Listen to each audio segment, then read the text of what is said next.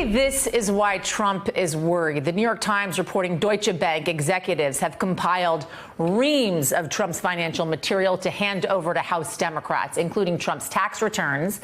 And now Trump and his children, they are doing everything they can to prevent it, suing both Deutsche Bank and Capital One, trying to stop them from complying with the Democrat subpoena. House Intel Chair Adam Schiff saying he wants details on Trump's foreign business ties. The reason that we're very concerned about the financial issues is this investigation began as a counterintelligence investigation, not as a criminal probe. Was a foreign power exercising influence? We want to ferret out, we want to follow the money and determine, is there some other form of compromise? And Deutsche Bank is tightly linked to the president, loaning him more than $360 million in recent years, even though, as the New York Times reported, the bank once concluded Trump had exaggerated his net worth by over $2 billion. Today, Eric Trump attacking Democrats.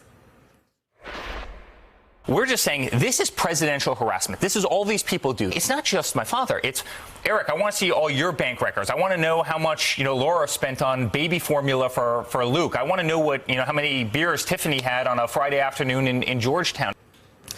And today also, the House Finance Chair Maxine Waters, who issued the subpoena with Adam Schiff, is saying this. The relationship with Deutsche Bank is unusual. Why would they lend him billions of dollars? He's prepared to fight us tooth and nail, and we're prepared to fight him back. All right, joining me now is Pulitzer Prize-winning journalist David Cay Johnston. He's been digging into Trump's finances for years now. His book about the Trump White House is called It's Even Worse Than It Looks. What a title, I got to say. Also with me, Matt Miller, who is the former spokesperson for the Justice Department under President Obama. Matt, I'm going to start with you. We just heard from Eric Trump, obviously, who was on Fox News. I just played some of that sound, which I'm sure you heard. He said these subpoenas are presidential harassment because he says Congress wants to go so far as to find out what his wife is spending on baby formula. Not necessarily sure that's what they're looking for, just saying, Matt, but what do you make of the terminology presidential harassment on all of this? I think that's pretty silly from the president's son. Look, if the president had met the usual standards of transparency and disclosure that other presidents had met by releasing his tax returns, we probably wouldn't be here because members of Congress wouldn't be so concerned that there was something secret that he's gone to such lengths to try to hide. Look, the president's response is consistent with the way the executive branch, the way his administration has handled requests for documents where they've tried to resist and stonewall and delay. But this is really different. He's at, I think, a significant legal advantage here because unlike where the court, unlike a dispute between Congress and the executive branch where the courts are really reluctant to step in, this is between Congress and a private party, and it's not even Trump as the private party. It's a third party. And so it's one thing to try to resist and not turn over documents that you have in your possession. It's an entirely other thing to go to court and try to actively block someone else from turning over documents, especially when that other party is willing to do it and seems to have asked the Congress for a subpoena so they could turn these over. I think he faces a very high bar, and unlike with some of the requests of the administration where he may run out the clock, I seriously doubt he's going to be able to do that here. You're shaking your head over here, David. Well, Deutsche Bank is a licensed institution that has disclosure obligations, and it doesn't have self-incrimination rights as an individual does. Mm-hmm. So Matt's exactly right here, that there isn't a strong case. The president is arguing in this case that he's suing as a private citizen. I'm sorry, are you fish or fowl?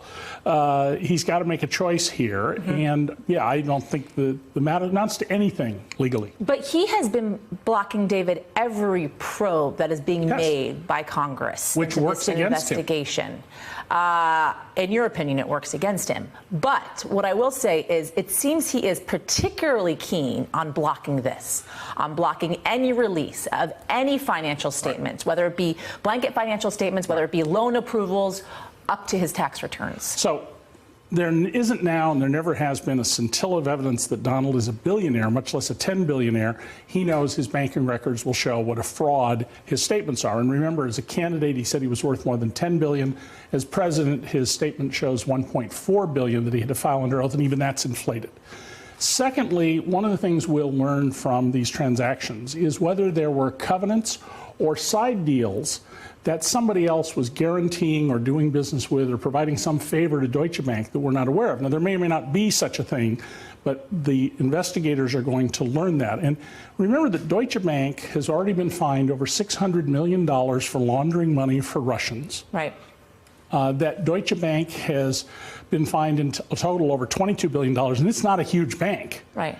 And I think you can reasonably argue, given the sham tax shelters they were selling and other things, that Deutsche Bank, from an American perspective, is a criminal organization. Well, so let's make it clear. Congress has made basically the case that they are looking into Deutsche Bank in particular with Donald Trump's dealings because they want to see if there's any money laundering going on with regards to Russia and Eastern Europe in his history. So, Matt, we also know when it comes to Capital One, there was a $35,000 check that was cut to Michael Cohen in order to pay off someone that we well know and that we've been talking about for quite some time. We also heard from Michael Cohen about all of this. Let's take a listen to that.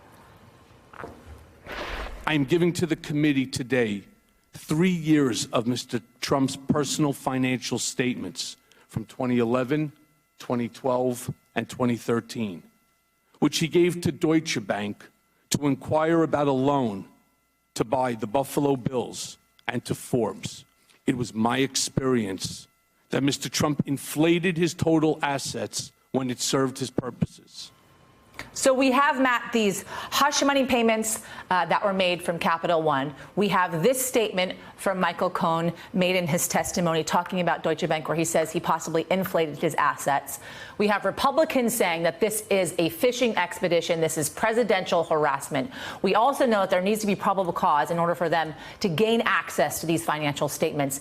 Isn't this probable cause? Isn't this enough evidence to show they should have access to these financial records?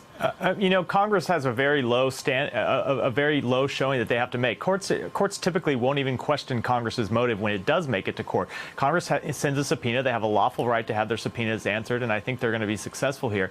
And in terms of the president's response, I think when you look at that Michael Cohen hearing, you see why he's always been so worried about people getting a look at his financial records. Cohen essentially accused him, if you boil down that statement that you just showed, of committing bank fraud. At a separate point in the committee, in the hearing, he accused him of committing insurance fraud. We know from reporting in the New York Times that there were years where he paid no tax, and other years that he and his family seemed to actively avoid paying tax that they should have owed. So when you take a look at all of the potential financial crimes and the financial improprieties that these documents would show, his bank records, his tax returns, I think you get some sense of why he's going to such lengths. Because remember, it's not just Deutsche Bank and Capital One that he's suing. He previously sued his own accountant to try and block them from turning over his tax returns to Congress. I think you see why it is he's so worried about these documents making it to members of Congress who might look at them and might share some of the details in some form with the American people. Will we or won't we see them? That is the big question. We will see Donald Trump's tax returns at some point. We've seen some, the one I got from 2005, at least the summary sheet of. But we will eventually see this. The state of New York, after all, separately can go after him, and under New York state law, your tax return is virtually identical to your federal return. So that's the follow-up. When? David K. Johnston and Matt Miller, thank you guys both. Good seeing you guys. Hey, I'm Ari Melber from MSNBC. You can see more of our videos right here, or better yet, subscribe to our YouTube channel below. You could have been anywhere in the world, but you're here with us, and we appreciate that.